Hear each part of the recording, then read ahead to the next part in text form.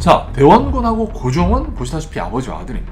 그런데 바로 이 사람들 때문에 우리나라는 굉장히 큰 어려움을 겪게 됩니다. 왜일까요? 그걸 배우려고 하는 것이 오늘 강의의 문제입니다. 누가 그 개혁을 이끌어가냐가 되게 중요해지잖아요. 그런데 우리나라는 바로 이 시기에 이 왕의 아버지였던 대원군과 왕 자신이었던 고종이 서로 싸웠어요. 사이가 굉장히 안 좋았어요. 근데 단순히 사이가 안 좋은 것뿐만 아니라 두 사람이 추구하는 정책이 완전히 반대했어요. 근데 문제는 1873년이 됐단 말이야. 10년이 지나니까. 그러니까 사실 고종이 나이가 12살 때는 자기가 아무것도 모르니까 자기 집안 사람들이나 혹은 자기 아버지가 이렇게 정치를 하는 거 내버려뒀지만 10년이 지나면 이제 23살이라. 23살 정치하기 좋은 나이. 딱 정치하기 좋은 나이 됐단 말이야. 근데 그런데다가 아까도 봤지만 고종은 자기 아버지 대원군이랑 생각이 틀려. 자기는 조선이 다른 나라랑 외교했으면 좋겠고 구두쇠처럼 돈 무조건 아끼지만 말고 좀 뻥뻥 썼으면 좋겠고 이런 생각을 하고 있단 말이야. 그래서 고종이 자기 아버지인 대원군한테 설득을 했어요. 아버지 우리 정치를 좀 다른 방식으로 하죠. 그런데 대원군이 무시했어. 아 그건 정치가 아니야 라고 하면서. 사실 이때 대원군 나이가 40대 후반 50대 초반쯤 됐는데 이때 대원군이 보기에 고종은 여전히 콜리겐 거야. 나이 23살이나 됐는데도 여전히 야 너는 정치하려면 멀었어 이렇게 하면서 무시하는 거지. 그러니까 고종이 내가 직접 정치를 하겠다라고 선언을 해버리고 아버지를 딴 데로 쫓아버립니다. 대원군이 권력을 뺏어요. 그다음부터 고종이 하고 싶은 정치를 하는 거죠. 그러니까 대원군이 열받잖아요. 그래서 1881년에 자신의 다른 아들인 이재선이라는 사람을 앞서서 쿠데타를 시도했는데 실패. 1882년에 다시 한번 쿠데타를 일으켜. 이땐 거의 성공할 뻔해. 1882년에 대원군이 일으킨 쿠데타를 이모군란이라고 부릅니다. 고종이 이대로 갔다가 나는 아버지한테 권력을 뺏길 것 같아. 그리고 단순히 아버지한테 권력을 뺏기면은 내가 아버지의 평범한 아들로 살아가는 게 아니라 저기 뭐 제주도라든가 지금은 제주도가 참 좋은 곳이지만 옛날엔 제주도는 그냥 귀향할 때 가는 곳이었거든. 멀리 추방되는 곳. 아니면은 저기 함경북도 뭐 지금 뭐 북한의 아오지탄광 뭐 그런 데 있는데 죽을 때까지 거기서 살아야 되는 거야. 난 고종 입장에서는 그걸 받아들일 수가 없는 거지. 그래서 중국에다가 나 좀 살려주셈 이라고 요청을 해서 중국 군대가 조선에 와서 대원군의 군대를 진압해버립니다. 그리고 대원군은 중국으로 끌고 가요. 근데 문제는 이 중국은 이때 1882년에 대원군이 일으킨 쿠데타를 대신 진압해주고 나서 고종한테 협박을 하는 거죠. 야, 네가 좀 나랑 제대로 간수하지도 못하고 아버지랑 싸우다가 나랑 말아먹을 뻔 했는데 앞으로 우리 말 좀 들어. 중국 상인들이 한국에 와서 자유롭게 살면서 무역도 할 수 있게 해주고 뭐 이렇게 중국한테 특권을 주지 않으면은 너 네 아버지한테 다시 나라 넘겨버린다 우리. 이런 식으로 협박을 하는 거죠. 그러니까 고종이 협박 때문에 나라의 개혁이 제대로 되지가 않아요. 한편 이 중국에 잡혀갔던 대원군은 1885년 3년 뒤에 귀국을 합니다.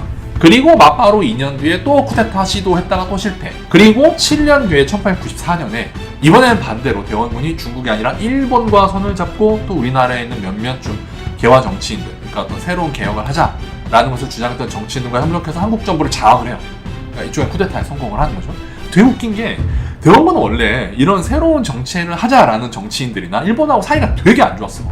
근데 아들이 너무 미우니까 이런 애들이하고도 손을 잡아서 결국은 자기 아들을 몰아내는데 성공을 한 거죠. 그리고 1895년에는 아예 대원군이 자기 손자 이준용을 앞세워서 고종을 또 한 번 폐위시키려고 하다가 그러니까 결정적으로 고종을 몰아내려고 하다가 실패합니다. 그리고 1896년에는 고종이 또 일본이랑 이제 싸바싸바 해가지고 이제 논의를 해서 다시 자기 아버지를 몰아내고 자기 권력을 차지해요.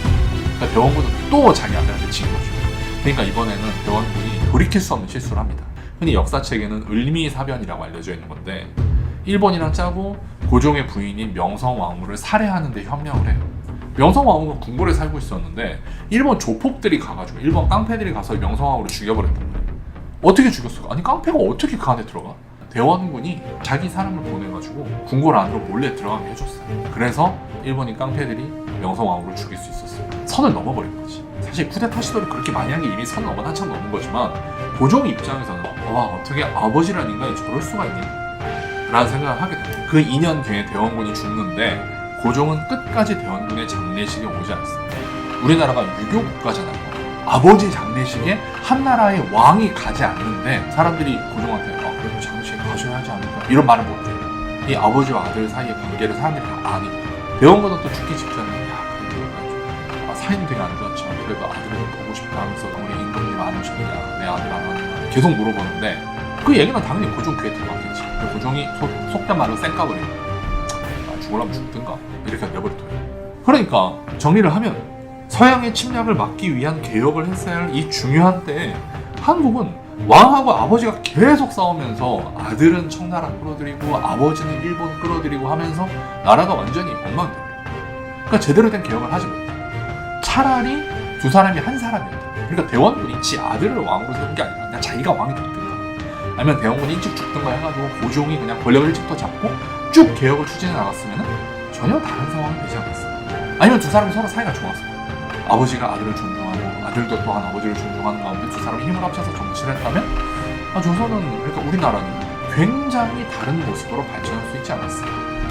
그게 안 되니까 우리나라는 굉장히 어려워졌던 거예요. 그게 우리가 왜 일본한테 그 시기에 졌었는가를 보여주는 증거.